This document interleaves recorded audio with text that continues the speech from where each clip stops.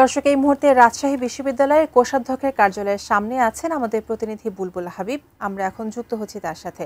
হাবিব, এর আগের সংবাদে আপনি যেমনটা জানাচ্ছিলেন যে দুই দল আসলে মুখোমুখি অবস্থায় চলে গেছে এবং বেশ উত্তপ্ত একটা পরিস্থিতির সৃষ্টি হয়েছিল রাজশাহী বিশ্ববিদ্যালয়ে। বর্তমানে সেখানে কি অবস্থা?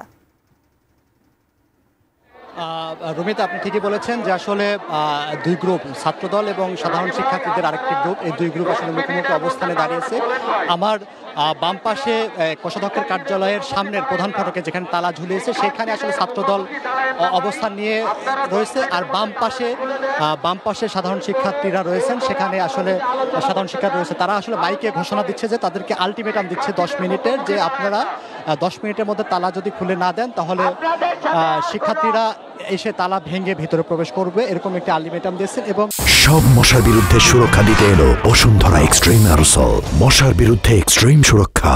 ছাত্রদলের যিনি সভাপতি আছে সুলতান আহমেদ রাহি এবং সাংগঠনিক সম্পাদক মিঠু, তাদেরকে মাইকের মাধ্যমে আহ্বান করে তারা বলছেন যে আসলে আপনারা যে সংকট তৈরি করেছেন সেই সংকটটি সমাধান করতে হলে তালা খুলে দিতে হবে, এবং সেই মরণপত্র শিক্ষার্থীরা নেওয়ার জন্য অপেক্ষা করছে, সেই মরণপত্র উত্তোলন করতে দেওয়া হবে।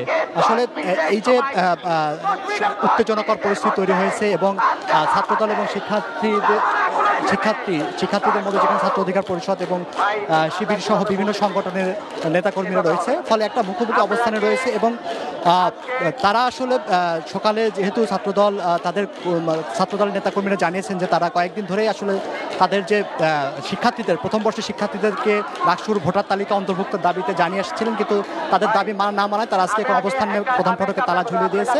তারপরে আসলে একজন সাবেক সমন্বয়ক মরণপত্র উত্তোলন করতে আসলে কিন্তু এই পরিস্থিতি দফায় দফায় সংঘর্ষ তৈরি হয়। তো বিশ্ববিদ্যালয় প্রশাসনের পক্ষ থেকে জানানো হলো যে তারা সেখানে ভিসি সহ নির্বাচন কমিশনের যারা রয়েছেন তারা আসলে মিটিংয়ে বসেছেন এবং তারা মিটিং করছেন এবং তাদের পরিস্থিতিকে উভয় পক্ষকে শান্ত থাকার জন্য বলছেন, এবং বলছেন যে নির্বাচন কমিশন যেহেতু মিটিংয়ে বসেছে দ্রুত একটা সিদ্ধান্ত জানাবে। তো রুমিতা, এই ছিল এখান থেকে যে উত্তেজনাকর পরিস্থিতি তৈরি হয়েছে, দুই পক্ষ মুখোমুখি অবস্থানে নিয়েছে তার খবর।